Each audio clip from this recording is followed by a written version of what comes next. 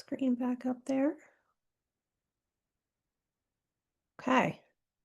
All right, so we are going to record for today. Thank you guys all for joining. We got a couple people from different areas and different kind of nonprofit groups here, so I appreciate everybody jumping in to watch today. So I think volunteer management with limited resources might be a little bit of a misnomer. It probably should have been something more like volunteer management using limited resources, things that aren't going to throw your nonprofit into a tailspin, either money-wise or personnel-wise. So we'll get on the limited resources thing, but this is really going to be about managing and respecting your volunteers, keeping them coming back, keeping them engaged. So real quick, before we start, we've got some tools, some little things. Zoom does have the ability to open up subtitles. There should be a button on the lower bar of your Zoom call, so you can press that. You can get real-time subtitles. They're usually pretty good. They might be a little off, but you can at least get the general idea. I'm going to pause a little bit in between different points, try not to rush through things. We all know how presenting can go, and you tend to speed things up. So pausing in between kind of allows people to process what we're talking about and come up with any possible questions or interactions or, further the conversation. We are also opening this up. Please use that chat box. Love to hear other people's experiences and other knowledge, resources, things that you use that work well. This is meant to be a collaborative situation, not just a webinar presentation. And then just for those interested, there's going to be a fundraising handbook coming out in May. It's going to be specific to New York, mostly in that we're being helped along here and promoted along with the New York City Small Business Services. So this handbook will be coming out through Small Business Services and has a lot of things that are really helpful for all sorts of fundraising, from grassroots and small donations right up through grants. So just a little bit about ABC. We are a 501c3. We really focus on technical assistance, research. You can read what the slides say. But we focus on improving the quality of life for people of color who are in STEAM. So science, technology, engineering, arts, mathematics. Basically, access to capital, access to networks, access to knowledge, things that a lot of marginalized groups probably need a little boost with, and that's what we're here for. So you're currently watching the last of our help desk presentations for this spring. We are going to do a wrap up in a couple weeks. I believe it's supposed to be May 12th, which will kind of go through a lot of the topics that we talked about. And through these help desk sessions as well, you'll be getting an email for what's actually called asynchronous learning through a group called Creative Study. So you'll be given access to all of their courses, which have a wealth of knowledge on all sorts of nonprofit things. And I will make sure that that gets sent out after this is done today and the recordings are up. This is, again, going to be posted on YouTube, so you will be able to rewatch it if you have any questions or anything that didn't come back up or come around for you at the time. We also have what we call our Grassroots Action Project. So we try to take small businesses, small movement organizations, organizations that are kind of just getting off their feet through a program called fiscal sponsorship. And some of the people on this call are going to be familiar with fiscal sponsorship, some are not. We see it as an incubator. We are going to incubate your small group for 5 years, get you on your feet, make sure you've got all your 501c3, all your government paperwork, everything's registered, ready to go. You know how to make a budget, all the things you need to keep your nonprofit going. That kind of information, fiscal sponsorship and whatnot, we certainly can distribute. If anybody's interested, feel free to email us afterwards and we can certainly talk to you about those things. So this is me.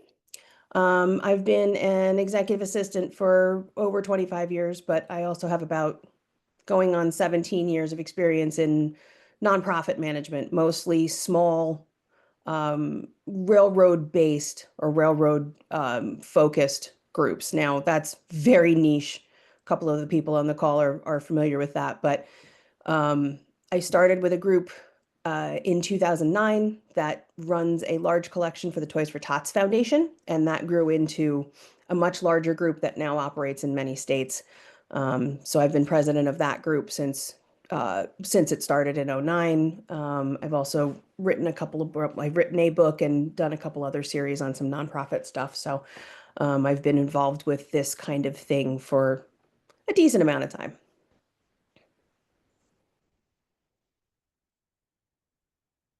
So basically the objectives here, we're going to talk about common questions, how to, how to not only retain your volunteers, but give them a sense of fulfillment and give them a reason to want to keep coming back, not just because, well, I should probably do this on my spare time. Like give them a reason to want to be there and making sure that you can do this in a way that isn't stressing your organization financially or isn't stressing your personnel in a way that maybe they don't want to have to deal with the volunteers anymore, which can sometimes come up.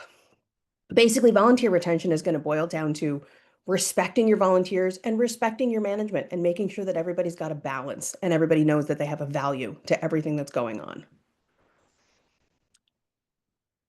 So volunteer management is going to sound very basic. And some of what we're going to go through today may even sound completely obvious. Some of it is. Some of it, not so much. Volunteer management isn't just dealing with a conflict when they come up. It's making sure you have your scheduling down, making sure your volunteers know what they're doing, when they're doing it, what's expected of them, making sure you have a solid code of conduct, and things like insurance, things like managing safety. These are all things that come under being the manager of that or the coordinator of that volunteer effort. And then again, making sure there's fulfillment in it for the people that are involved. So how do you manage the actual volunteer expectations? Biggest thing, communication. That is going to be the number one thing. Make sure that everyone knows the mission, they know why they're there, what they can do, and we're going to come back to this later, lean into their strengths. Make sure that you've got a clear work plan, or a lot of this is going to fall back on the railroad stuff, which can actually be translated into a lot of other fields. A work plan, whatever the volunteer experience is absolutely necessary. If you're running a soup kitchen, if you're running a street fair, if you're running an art expo, there is work that has to be done and an order that it has to be done in, and everybody's going to be expected to do certain things at certain times. And the better you can set those expectations and the more clearly they are set up front, the less stress and the less frustration you may have with your volunteers in their own minds later. They're going to be less frustrated with the process if they know the process ahead of time. Always make sure that they know what's going to be provided and what isn't. Will there be something as simple as bathrooms? Will there be bottled water? Are they expected to bring boots, gloves? If they're painting, are you going to be giving them masks and supplies? Drop cloths, things like that. Just make sure it's spelled out that they always know what they need and what they will be provided with. And a bigger thing even is managing the expectations and setting goals that are reachable. We all have a lot of things that we want our groups to get done. We all have huge visions and many, many things that we want to accomplish. But when you set smaller, manageable goals, there's a sense of accomplishment for your volunteers and for your people that a number of small accomplishments can be even more fulfilling than one big, huge goal, because then everyone feels that they're contributing to that main goal. And breaking down the work so that everybody gets a chance to contribute and feel involved. And as you work with people, you start to figure out what roles they can probably excel with.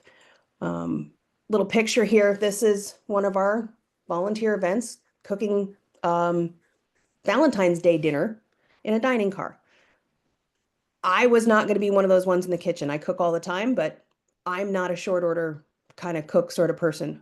I'm a customer service person. I was out serving guests and answering questions and talking to people and doing the FaceTime stuff. The gentleman you see right here with his hair back in the black shirt is not a people person and has said, I would really prefer to just be in the background and get the stuff done and let somebody else handle the people.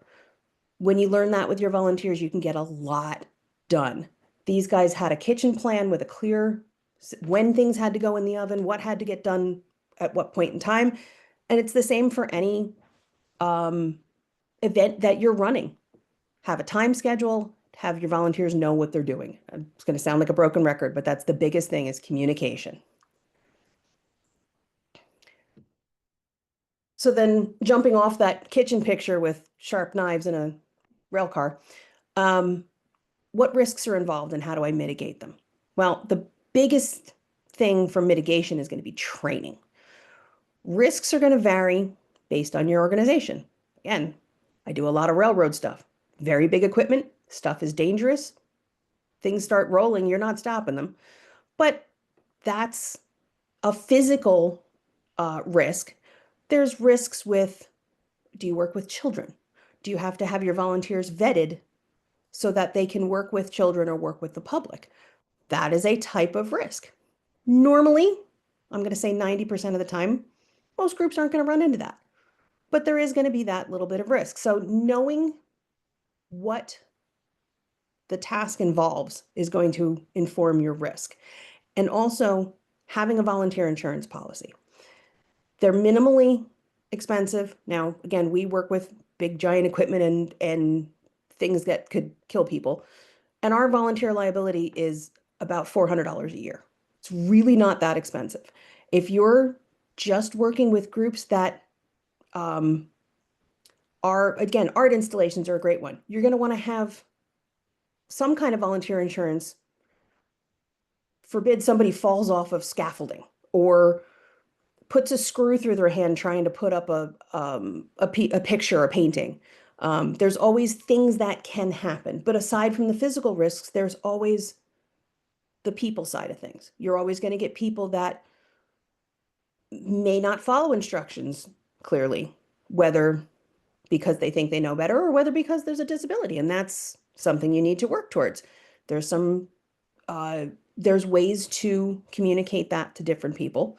But most people immediately turn to the physical risks. There's a lot of other things you could run into. Speak to someone who does volunteer insurance policies. They will be able to tell you what risks you might encounter, and they'll also be able to give you some ideas to mitigate those risks. Because if you can put certain things into play, like a code of conduct, that mitigates your risk of possible harassment or possible misbehavior in some form. That's not quite the right word. How your volunteers treat each other. If you've got a solid code of conduct that every one of your volunteers signs, they are held to that and they can be asked not to return. On the flip side, that volunteer code of conduct, and I'll show an example in a little bit, is also a great way to just get everybody on the same page, pardon the pun, so that they all understand what's expected of them and how to treat each other. Yeah, Kat says technology and access. Yep. So what kind of information certain people have access to can definitely be a thing. If your organization is, you know what, I'm going to stop on that one for a second. Kat, at the end, I'd like you to hop in when we get towards the Q&A stuff, because you can speak a lot better to the kind of people movement we're talking about, like if you've got people's information, things like that. Do you mind? Okay, thank you. So we'll hold that thought for a minute. We'll talk about the technology risk.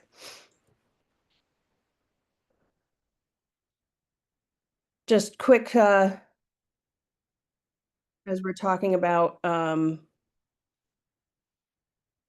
safety risks, this is the kind of stuff some of our guys are doing.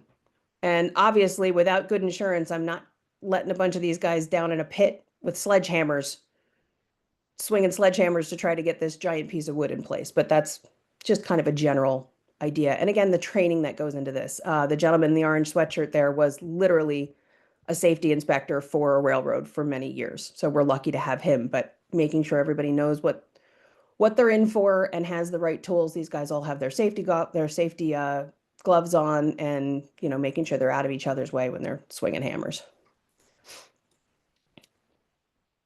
Following up with, this is a volunteer group cataloging archive materials. Really not a whole lot of physical safety risk in this. But again, this group was able to get a lot done in 2 days with a great plan and training and knowing what was expected of them. And they came out of it feeling like they had really accomplished things.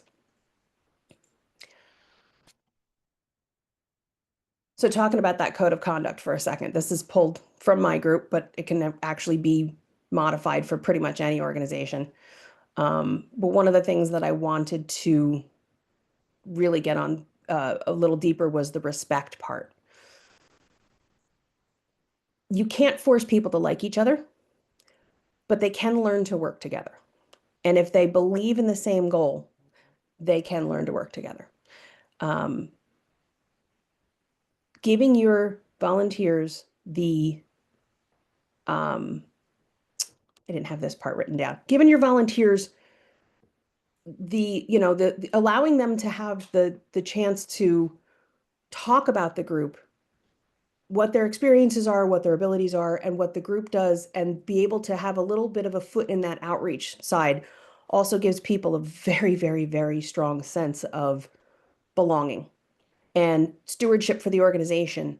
They know what the group does, they believe in the mission, and they can forward that mission and help foster that sense of pride in other people. Couple of groups that I have been with have tried to keep their volunteers out of the public eye as much as possible. And unfortunately, that makes volunteers feel like, well, we're not good enough to talk to people about what we do. Only the board can talk to anybody about what we do. Aren't I important? Why do you need me if you guys are going to do it all? And that goes back to what I said earlier about respect and showing your volunteers that they have a value. All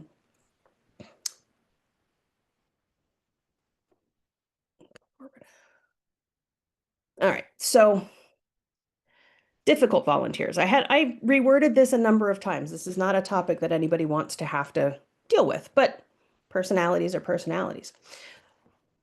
I was asked quickly off the cuff the other night, well, how do you deal with a volunteer that just can't seem to get it or just can't seem to, follow the rules or get along with people? Unfortunately, you're gonna get that once in a while.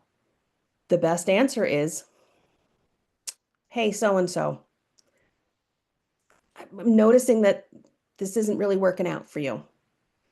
It's a terrible conversation to have. Not every group is good for every person and vice versa. There may be other things that they can help with, or there might be other ways to motivate them to do the kinds of things that are expected. Sometimes it's going to come down to a difficult conversation. That said, that is extremely rare. Unfortunately, you're going to once in a while run into things like harassment. And again, difficult topic and something that none of us want to have to deal with, but it is going to come up. And the biggest takeaway that I can give anybody after having unfortunately had to go through it with one of our groups is that whatever volunteer is on, or whatever person, volunteer, public, board, whatever, is on the receiving end of that kind of harassment or abuse, that person needs to know that the organization's mission is never more important than their safety and their self-respect, especially if they're a member of your organization in some respect. That person needs to know that management is going to step up and have their back. And that's really, really tough. But again, falls into they know that they're respected and they're valued. Also, volunteer. Oh yeah, volunteer. Yes. So Kat mentions volunteer policies apply to board members. Yes, absolutely. Um, a lot of board members are unpaid. That's a very good point. But really, your volunteer policies should apply to anyone within your organization. Um, you would expect your board and your employees, if you have them, to follow the exact same rules as your volunteers and to set those precedents and to set those expectations by doing.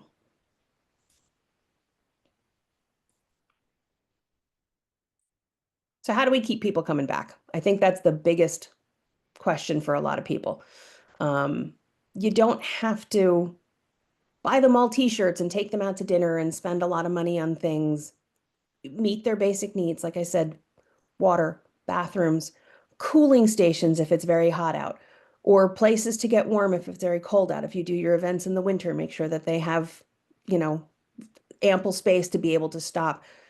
And respecting your volunteers, I don't want to say limitations, that's not really the right word. Respecting your volunteers' strengths and what they can contribute. And never making your volunteers feel like if they have to say, hey, I got to stop for a minute. Okay, then you go stop for a minute. Not making them feel like they are um, causing a problem. Thought I was going to sneeze. Um, so it doesn't matter. Honestly, it's training. It's training and communication. But it doesn't matter how good your training program is. If you lose volunteers, then you just waste time because you got to keep training people over and over and over. So the more they feel appreciated and the more they feel useful and they feel like they're contributing, the more likely they're going to keep coming back. The flip side of that is your training program might not be great, but you have people that keep coming back, which means they're learning by seeing and by doing.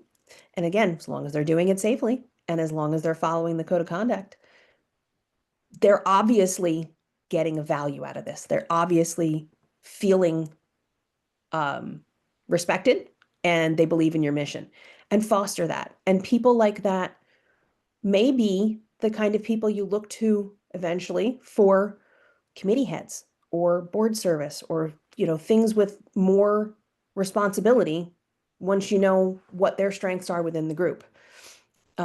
Make sure that you are grateful for your volunteers. Make sure, yes, corporate volunteerism would be great, Kat. Thank you.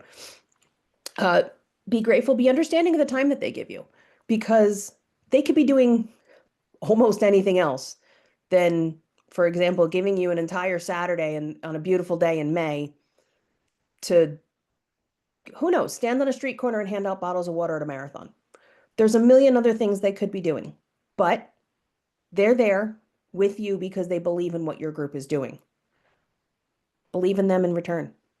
Let them know that what they're doing matters.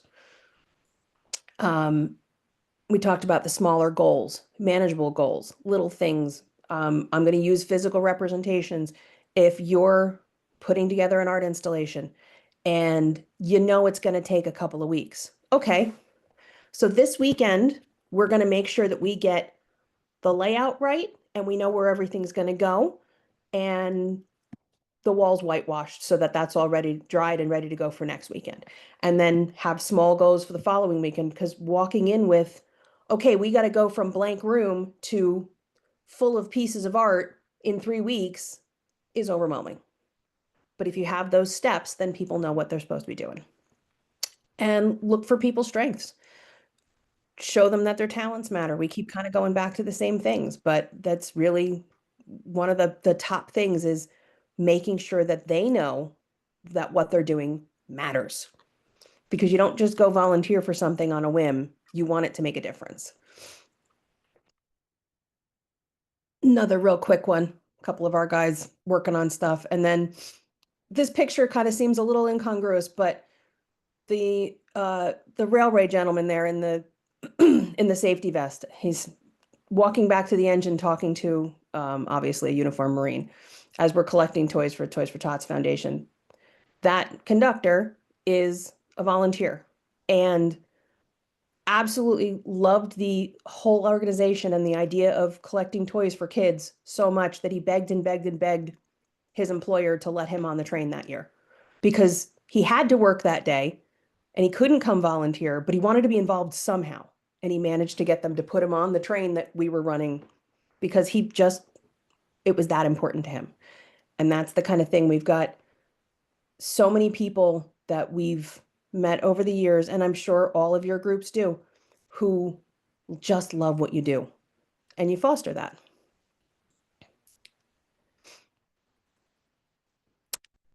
The obvious answer here, how do you know, or how do you let them know if they're valued? Say thank you. It's as easy as that. Say thank you. And if they're the kind of person to talk about their family, ask them, hey, how the kids doing? How's your mom? How's this? Hey, how did that presentation you had to give for work go? Little things that you show that you care about them as a human being beyond what they're giving to your organization. As I said in the beginning, a lot of this is going to sound super obvious. I joked with Kat when we were putting this together that I'm really not sure how to go beyond, hey, don't be a jerk. Don't treat your volunteers like, children, and don't be a jerk. It's really, as silly as it sounds, kind of what it boils down to. Make sure they know that what they do counts.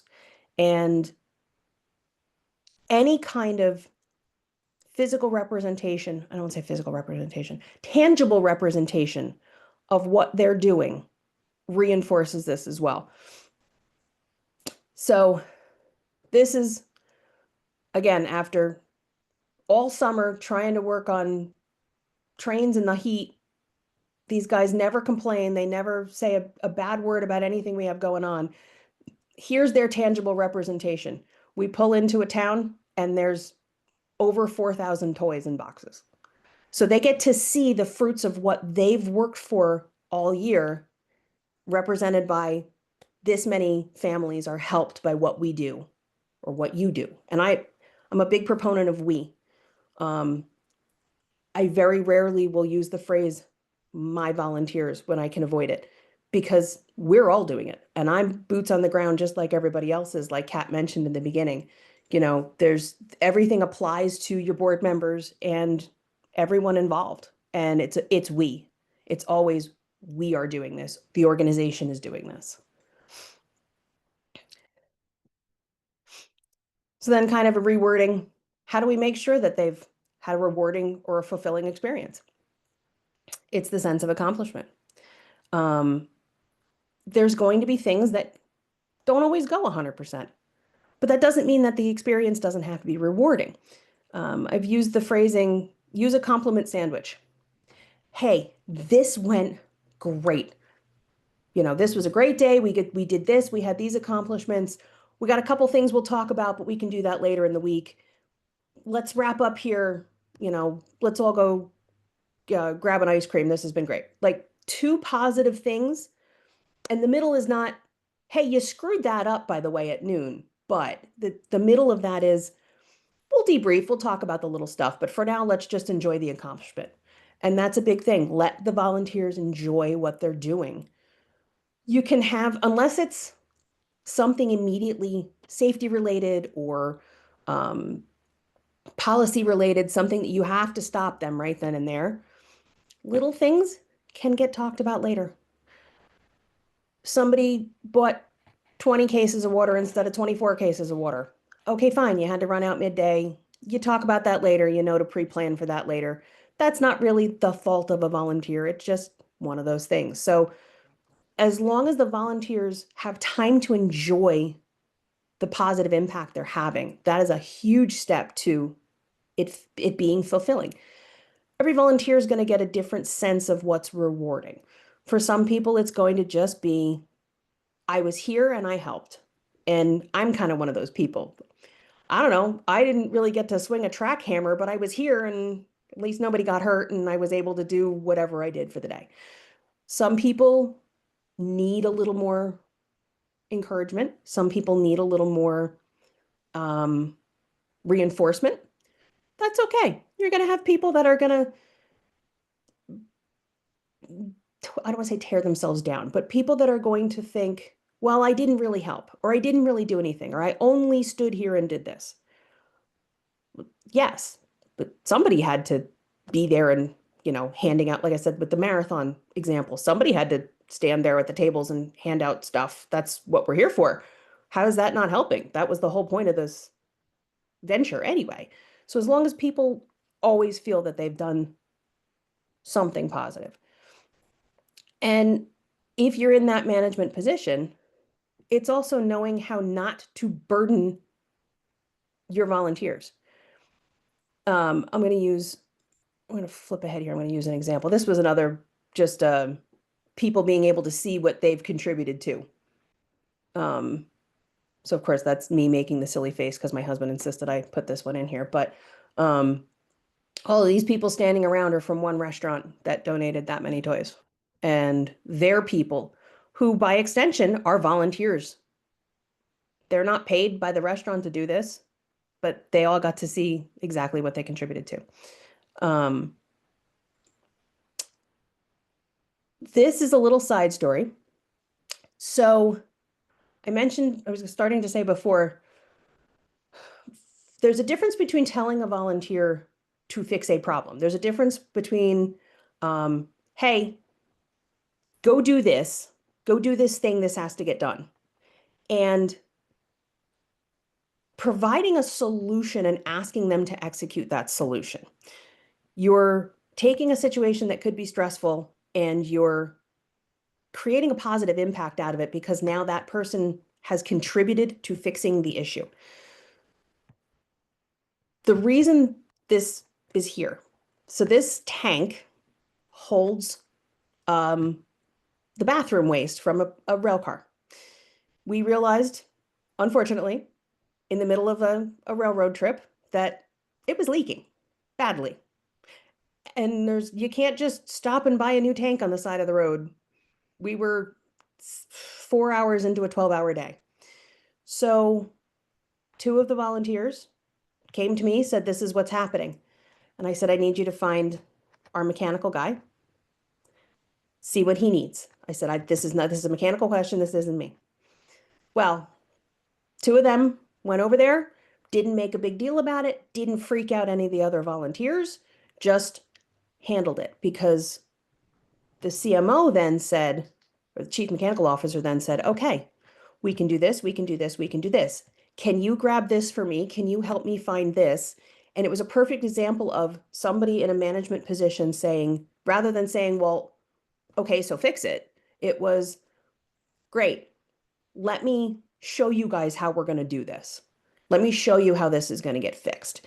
And both of the volunteers involved said to me, I was really glad I got to learn something.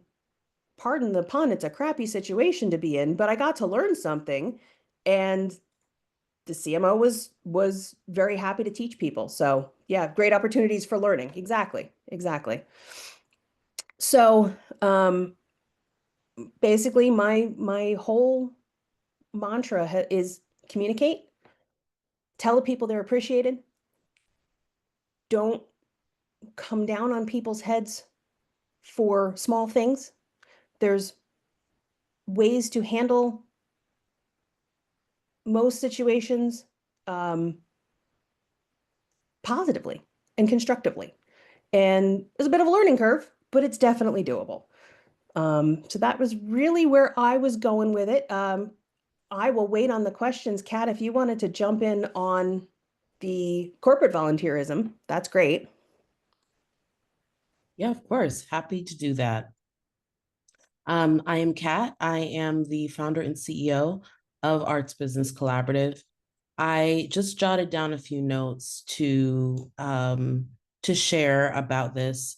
I think that when we're talking about corporate volunteers, there's a lot of really specific things that are relevant as opposed to other general kinds of volunteers.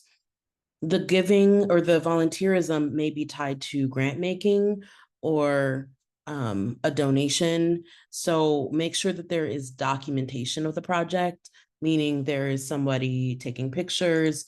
There are maybe if you're helping students refine their poetry or in school or whatever, you should make sure that there is something that they like, some kind of visual evidence, right? That they were there, that they were working with whomever, is the recipient of their support.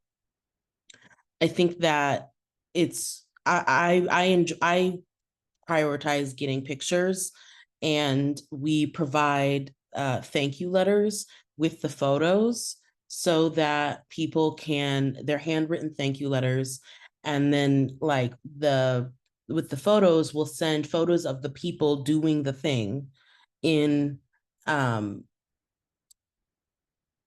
with those thank you letters. And that just is sort of like a, people like to see themselves, right? So that gives them a level of engagement and feel like it was worth doing all of that. It's really easy to get those photos printed, digital photos printed at pharmacies for very little. And so you just ask for, when you order it online, you can just ask for, say you have 4 people in this, 4 volunteers in this one photo, then you can make sure that there's 4 copies of that. So every volunteer gets their own copy of, doing something together. It's also good to have a group photo so that you can then send that to everyone, in addition to any individual photos. There are oh, and then the handwritten notes would be good for your CEO to do. You can get really at the dollar store, you can get some nice looking, very basic cards. You put them, make sure that the photos are big enough to fit in the envelopes, and then you put the card, the photos, and you send it via snail mail. Again, people are not used to necessarily getting like thank you physical notes via the mail. So it's nice to do that. If you have any kind of stamp, sometimes you can go to the post office and get maybe if you are if you are any kind of arts organization, there's usually music focused stamps. Musicians, if you are supporting communities of color, there may be stamps with like historical leaders in communities of color. Just sort of get something that makes sense. Or just get like flowers if it's spring, right? Like something that, but like even getting a stamp with your the theme of your organization is very it's a nice touch.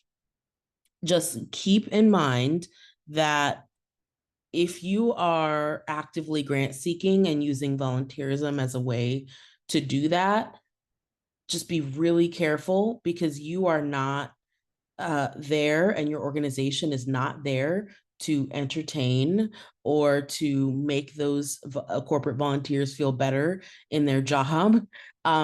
Ultimately, this is supposed to be something that's intrinsically motivating them to be involved in their community, specifically to be involved with your organization and the people that you're serving. And um,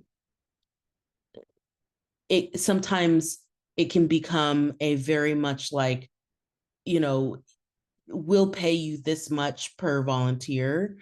And I don't know, it just, if you can have a conversation with the person who is your contact to sort of to describe the project in more impactful terms, and get them to contribute a budget for, if they don't want to make the grant, then contribute for the volunteer engagement.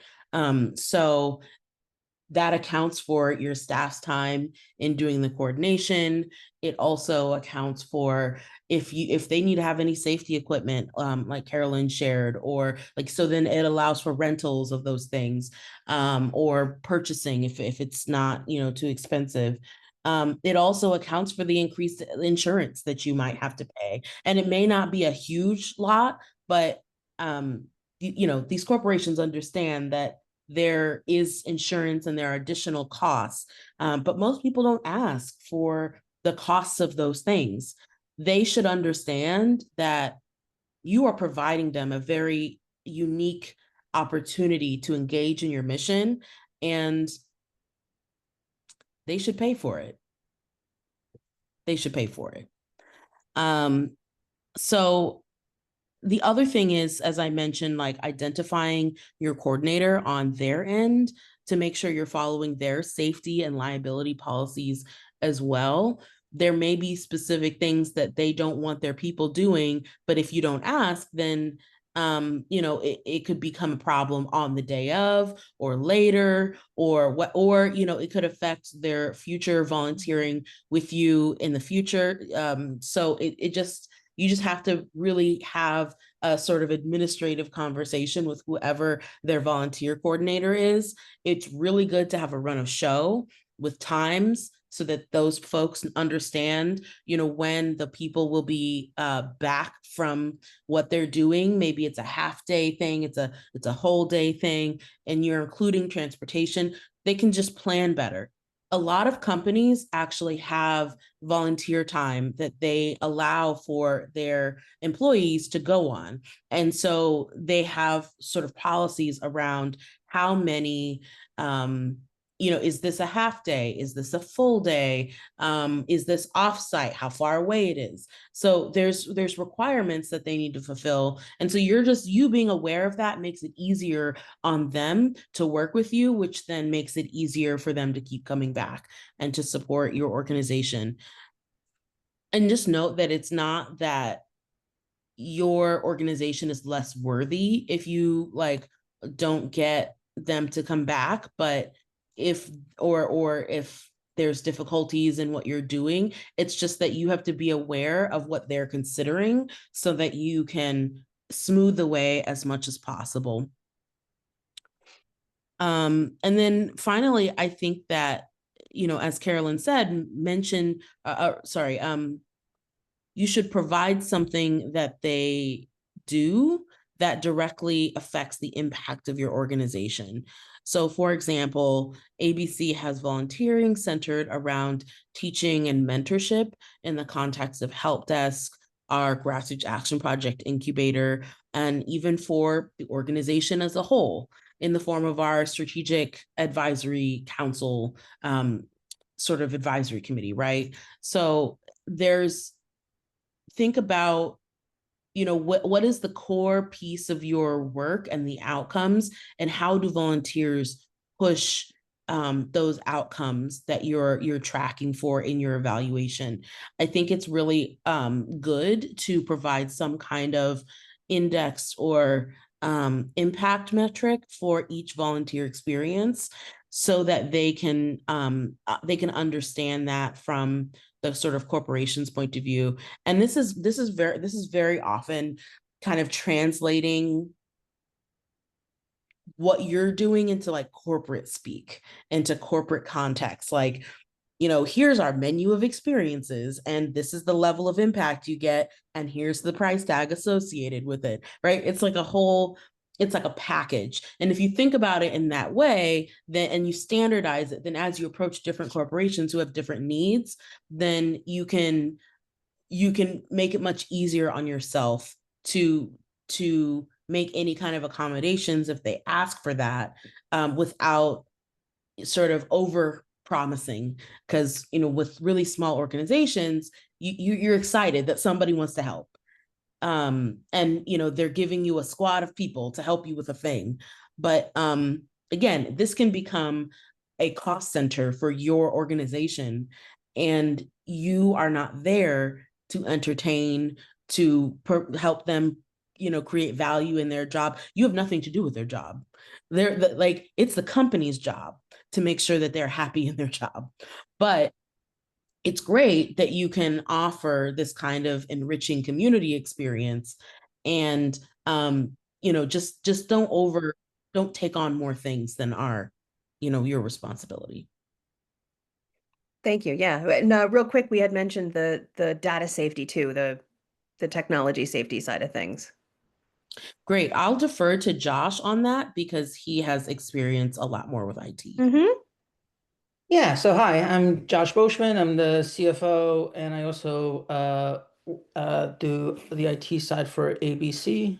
And I think things to just be careful with is make sure you're staying on top of your if you give out emails or if you give access to emails to volunteers. I actually just had something recently for a group that I volunteer for, where there was a disagreement happening, and the person CC'd like a group which was supposed to be the leadership, uh, but because they weren't keeping up with their IT, it sent to people who are no longer volunteering anymore, and so it appeared like they were trying to make this issue a public issue, and frankly, I'm not sure what the outcome was, but I wouldn't be surprised if they lost two volunteers that day. Right? That the person who replied with the scathing reply of why would they uh, make this public, right? And then the person who had their issue made public, right? And that was all because people weren't keeping up with their IT and their privacy. Also be aware of like what rights you're giving volunteers when you let them into your organization's network. Um, uh, if you're using Drive to save everything, um, you might be giving them access to things that aren't meant for volunteers. Or you may not you may be doing the same thing and not removing them. You may have removed some things, but kept with access to certain documents, and then only to find out a couple years later that now this person that's been gone for 2 years has had full access to a lot of inside information on your organization that they shouldn't have been having. Um, so those are the type of things to really be concerned about when you're bringing people in. Is be aware of like, are you giving them an email? What access does that email have? And then when people leave, it's almost more important, right? If someone comes in and you're not giving them full access, it slows down your organization and your progress because you're not giving volunteers the all the tools, like Carolyn mentioned, to be able to uh, do what you're asking them to do as volunteers, but it's even more important to make sure that you're removing people as they stop volunteering, because that can be a far more damaging than the other way. Yeah, definitely true. The Google Drive thing is a great example of that, and making sure that things that are um, business related that the volunteers or the public doesn't need to see are locked down properly. So, excuse me. Sorry. Um, Um, I know something I like to yeah. do is make if I'm the one that's setting up these systems, I like to set up like a fake volunteer email. And then that way I can test out what can a volunteer see, what can't the volunteer see, and not just trust the little check boxes, because sometimes you have a checkbox in one area that says no, and then somewhere hidden is another checkbox that says yes, and the one that says yes is the one that's overriding the no one, right? Yep. Yep. Well, thank you both for jumping in. Like my volunteer experience is um much smaller. Yeah, Google changes policies regularly. Yes, Kat. Yeah, my volunteer experience is definitely a certain lane, although I've been managing that for quite a few years. Kat has a little more of the corporate side, as does Josh. So I appreciate both of them jumping in and helping out with that. Did anybody have any specific questions? Anything, I mean, could be specific to your organization or just something that we didn't cover? Hi, Carolyn. I had a quick question for you. Sure. Um, you touched on volunteer safety a fair amount here, but I wanted to ask specifically if our volunteer work is involved in a sector that, and putting it nicely, it may not always be the most welcoming to say people of color or LGBTQ people. How can we help keep our volunteers who want to keep doing this stuff? How do we help keep them safe and happy in the work that they're doing? So I'm going to start that and then I'm going to have Kat hop in because Kat's got a lot of experience with different organizations that definitely are seen through a very different lens than some of what we do. Um, the biggest thing is that making sure that volunteers know that management, board, whomever they report to, has their back, that your organization is not going to tolerate any kind of discrimination, period. That's it. We know, Matt, I'll speak to this a little bit just from the railroad world, that it is not a welcoming place in a lot of ways. It's getting better, but it's not a welcoming place for anybody who is not straight white. And we're making it, I don't know if there's a definitive answer in that respect, other than management's got to have your back and they've got to be able to stand up and say, no, we work with everyone. We absolutely, this is one of, this is, if it were me personally, no, this is one of my volunteers. They're here because we want them here. If that's an issue for you, then maybe you don't need to be here. And again, tough conversations, but that's not the kind of thing that any of our organizations, and especially in the communities that we're in here, that's not happening. And if somebody's got a problem with it, they're volunteering for the wrong organization, is the way that I would boil it down. What do you think, Kat? Yeah, I agree with you that there's there's a lot of spaces where different kinds of people are less accepted. And as an organization working in that space, it may be part of your mission to make it more welcoming, but it isn't ultimately going to be your um an organization can only do so much, right? And so people are inevitably going to experience things that are unpleasant. And so I think that if you have the opportunity to remove a person from a situation that is affecting other volunteers, then that's great. I think that if you don't have that ability, I think it's really important that you have volunteer training on the environment that they will be working within so that they have a sort of consent ahead of time, not to be treated badly, but informed about what's happening about, and like, do they still want to be here in this? Because, you know, we want people to care for themselves and we want to make sure that we're doing the best that we can. But there are still, people are going to still encounter things. And so as you're training them, it would be good to make sure that you communicate to them, here's our system for managing complaints on the, either from other people, other volunteers within our sphere or externally. And here's what we do when we take your complaints to whomever, if that's what we're doing. And then we also, I would argue that it's, is if you are doing this work regularly. I know that a lot of, for example, like abortion funds and other kind of reproductive health spaces have folks who volunteer to escort people to the clinic, or some kind of escorting thing, right?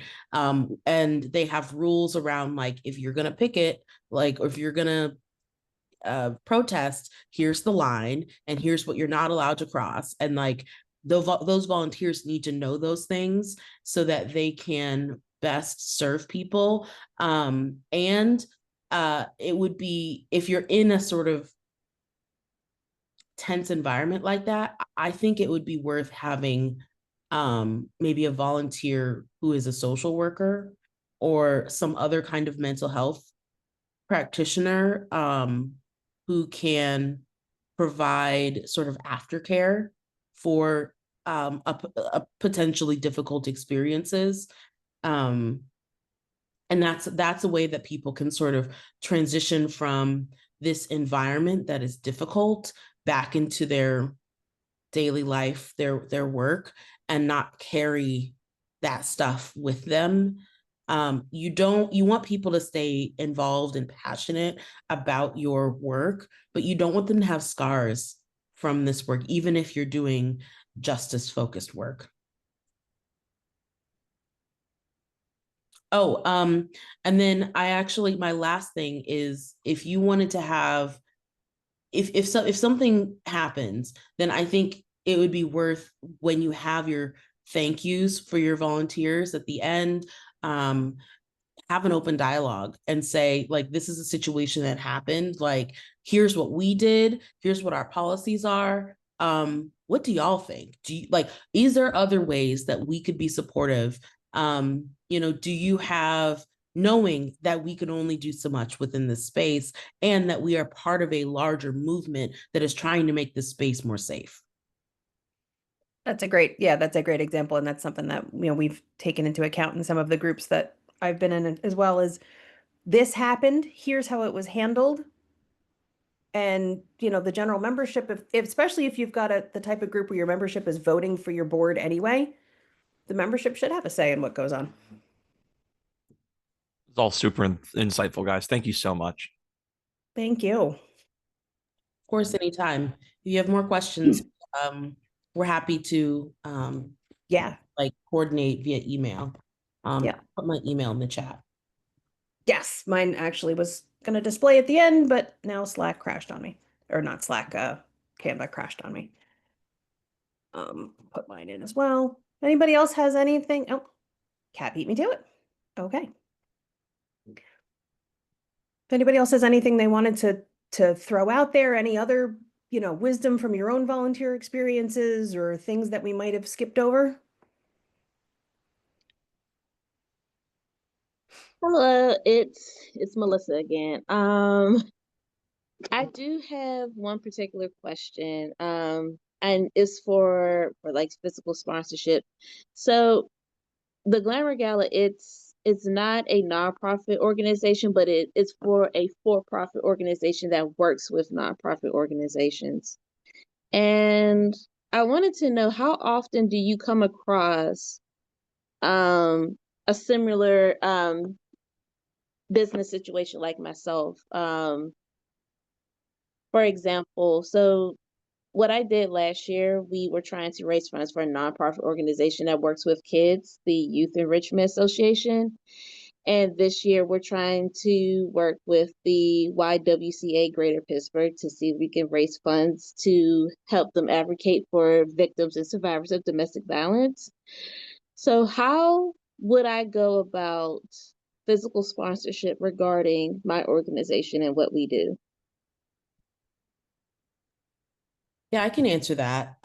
So if you wanted to, first you have to be clear about why you want it. If it is to do the work that you're doing, and use public funds or not-for-profit funds because you're doing public benefit work, which I assume is part of the reason. You can correct me on that. Yeah, so what we're trying to do, we do want to raise some fundings for nonprofit organizations. So every year, like around December, we have like a fashion show and a art exhibit. So it's a little bit of art and culture. And so what we try to do, we try to get grants and sponsorships to raise enough funding to try to pay our volunteers and try to give a I guess a fundraising amount to the organization that we're working with. So that's every time I try to apply for grants, it's always, well, we never heard of anything like this. So I'm trying to find some organization who has experience or at least worked with a type of organization that I am producing. Yeah, so what this sounds like to me is a almost like a corporate foundation whereby you are in the course of your for-profit work, you are trying to raise funds to service the not-for-profit community, which would be sort of like a grant making kind of arm. I think that the way that you would do that is first you would need to really look at all of the operations that you're doing and identify which of them can be eligible for public benefit, which we can walk through it with you to sort of identify those things. And then the fiscal sponsorship itself would cover those operational activities and the grant making that you're doing to raise after you raise funds.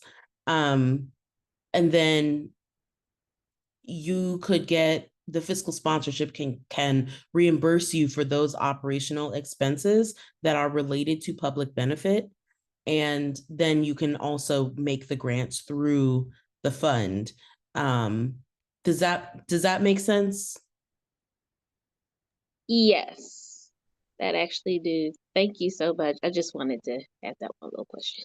Sure. And we actually encourage people who go through our incubator and fiscal sponsorship program to have both a for-profit and nonprofit kind of dual situation, because there are lots of different policies that change annually with government, with not-for-profit partners or what have you.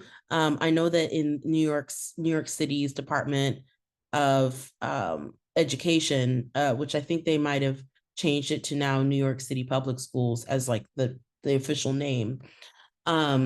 But they are emphasizing a lot more certified minority business enterprises because they are they had a review last year and they were one of the lowest in providing in engaging with minority business enterprises. So therefore they are trying to improve those numbers. And that means that the not-for-profits who are providing services to the New York City public schools are kind of like, well, we can't get minority business certification. So in that way, it would make sense that your for-profit would be able to do it. But because you were, and maybe you provide services, you provide those art services, right? Then through a fiscal sponsorship, you would be able to ensure that that is not-for-profit, within the not-for-profit ecosystem. I just need to plug in my computer. Thank you for that, Kat. That's definitely very helpful. Does that answer the questions for you, Melissa? Yes. Awesome. And again, feel free to email us if there's something you want a little more information on. We're more than happy. Okay. All right. Well, I'm going to thank you all so much for coming out and listening. And again, if you have any questions, any follow-up, feel free to reach out. All three of our emails are there in the chat. And I am going to stop the recording.